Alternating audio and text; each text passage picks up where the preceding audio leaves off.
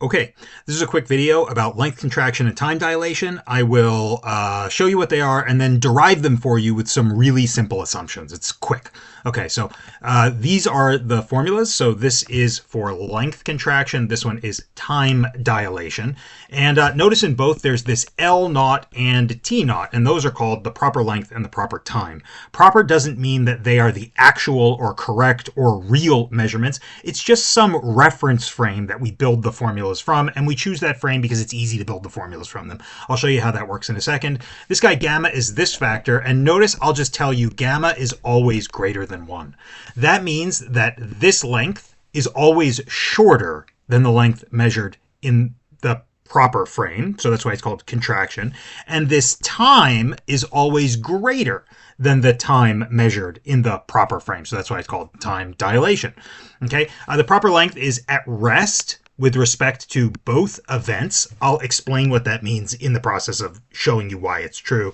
And then the proper time is 2 events that happen in the same place. Very important. And again, I'll show you a picture of what that means. Let's just agree on what the postulates of relativity are. The first one is due to Galileo. This is normal, old, boring Galilean relativity. Laws of physics are the same in all reference frames. It's intuitive. The next one, this is the crazy one that no one likes, but unfortunately / fortunately turns out to be a better model of the universe. All reference frames see light move at the speed c regardless of their relative motion. Imagine the following. Imagine that you are in a car moving at 0.9 c and you are running away from a laser that is moving at the speed c. What this postulate says is that you may as well not be moving at all. The light will catch you at the speed c just as if you were standing still. That's pretty crazy. Okay, so let's set this up and see why. Here are our 2 events. I'm inside of a box, and event 1 is light is launched from the bottom of the box. Event 2 is after it bounces off the ceiling, it is received on the bottom of the box.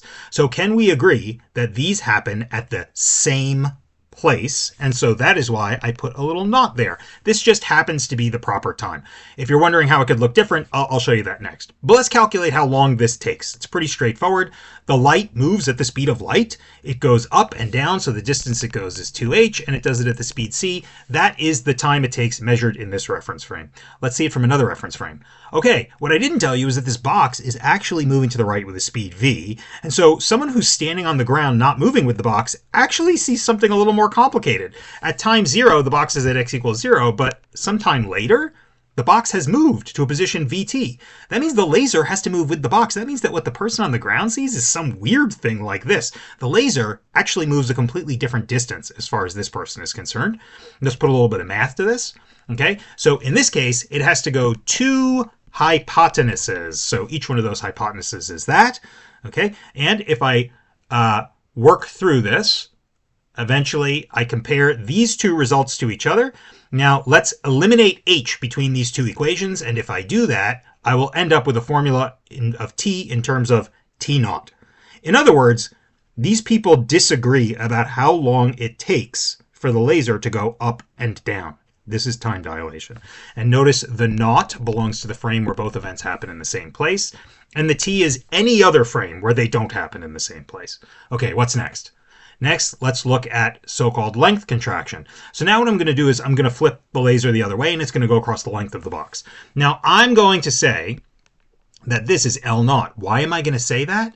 Because the length of this box, as measured by someone in it who is at rest to the box, is L naught. That's what I'm looking at, is the length of the box. And if you're in the box, you're at rest relative to it. That's why it gets an L naught.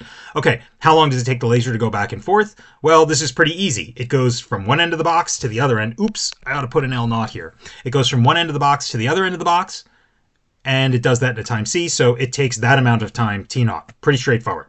Okay, now let's look at another scenario. Here's the scenario where, again, a person is standing on the ground and they say, okay, actually the box is moving to the right. So what actually happens is the laser actually has to catch up to the front end of the box after it's moved a certain amount of distance. And then once the laser turns around, it bounces back, but it doesn't go as far because the back of the box has moved up during that time too. In other words, it doesn't go the same distance both times. It has to catch up to the train, so it moves farther, and then the train is rushing toward it, so it moves less. So I put a few intermediate distances here. So t equals t1. So this is the back edge of the box. In other words, the back edge of the box when the laser strikes is here. And then when the laser returns, the back edge of the box is here at t equal t1 plus t2. We'll just call that t total, the total distance the box has moved. Okay? So what does this look like in terms of math? Well, now there are 2 times we need to add up. There's the time to go forward plus the time to return. And again, those are different times because they are different distances. Again, the light has to move the length of the box plus the amount the box has moved. And then on the way back, it goes the length of the box minus the amount that the box has moved because they're going in opposite directions. The other thing to note is that I can do a little bit of algebra here. Okay, and then the other thing to note is this, that the total amount that the light moves, which is this way, this much, and then minus, I say minus because it's going in the opposite direction, this much. So this is CT2 and this is CT1. So if I wanted to talk about the displacement of this light ray, look, it moves to the right a distance CT1, it moves back a distance CT2. That actually has to be equal to how far the back of the box has moved. Okay, so that means that C times T1 minus T2, that's the displacement, that's equal to how far the back of the box has moved. Okay, from here, it's some algebra. You can follow this as closely or just skip it. It doesn't really matter.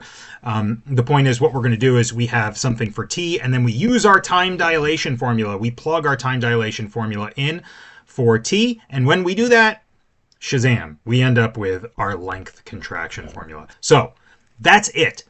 All I did was say that the speed of light has to be the same in both frames, and I was able to derive Lorentz contraction and time dilation. And again, these are always in terms of the proper length and the proper time. And not that there's anything special about those, just that it's easy to do for those frames. Okay, hopefully this video was more helpful than confusing.